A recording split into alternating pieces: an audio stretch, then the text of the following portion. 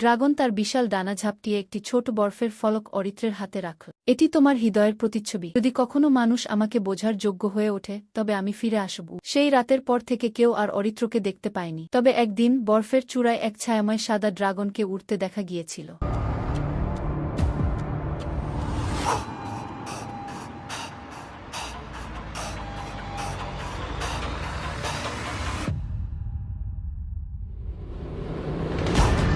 চোখ দুটি ঠিকরে বেরিয়ে এলো। তুমি কে? ড্রাগন গম্ভীর স্বরে বলল।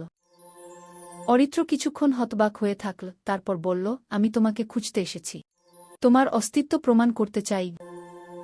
ড্রাগন ধীরে ধীরে উঠে বসল, তার ডানা মেলে ধরল। আমি একসময় হিমালয়ের রক্ষক ছিলাম, কিন্তু লোভী মানুষ আমাকে বন্দী করতে চেয়েছিল, তাই আমি নিজেকে লুকিয়ে রেখেছি। অরিত্র বিস্ময়ে তাকিয়ে রইল। আমি তোমাকে বন্দী করতে আসিনি, শুধু জানতে চেয়েছি তুমি সত্যি কি না। ড্রাগন গভীর দৃষ্টিতে তার দিকে তাকাল, তারপর বলল, তুমি সত্যিকারের সাহসী, তাই আমি তোমাকে এক উপহার দেব।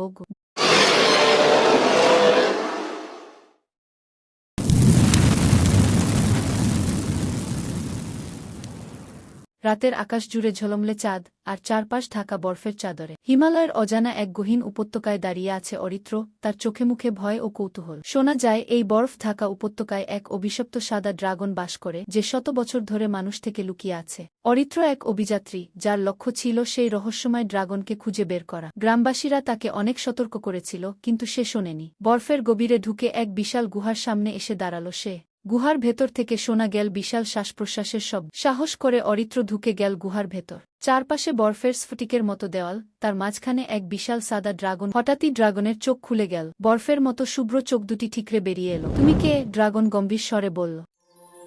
অরিত্র কিছুক্ষণ হতবাক হয়ে থাকল, তারপর বলল, আমি তোমাকে খুঁজতে এসেছি। তোমার অস্তিত্ব প্রমাণ করতে চাই। ড্রাগন ধীরে ধীরে উঠে বসল, তার ডানা মেলে ধরল। আমি একসময় হিমালয়ের রক্ষক ছিলাম, কিন্তু লোভী মানুষ আমাকে বন্দী করতে চেয়েছিল, তাই আমি নিজেকে লুকিয়ে রেখেছি। অরিত্র বিস্ময়ে তাকিয়ে রইল। আমি তোমাকে বন্দী করতে আসিনি, শুধু জানতে চেয়েছি তুমি সত্যি কি না। ড্রাগন গভীর দৃষ্টিতে তার দিকে তাকাল, তারপর বলল, তুমি সত্যিকারের সাহসী, তাই আমি তোমাকে এক উপহার দেব। ড্রাগন তার বিশাল ডানা ঝাপটিয়ে একটি ছোট বরফের ফলক অরিত্রের হাতে রাখল। এটি তোমার হৃদয়ের প্রতিচ্ছবি। যদি কখনো মানুষ আমাকে বোঝার যোগ্য হয়ে ওঠে তবে আমি ফিরে আসব। সেই রাতের পর থেকে কেউ আর অরিত্রকে দেখতে পায়নি। তবে একদিন বরফের চূড়ায় এক ছায়াময় সাদা ড্রাগনকে উড়তে দেখা গিয়েছিল।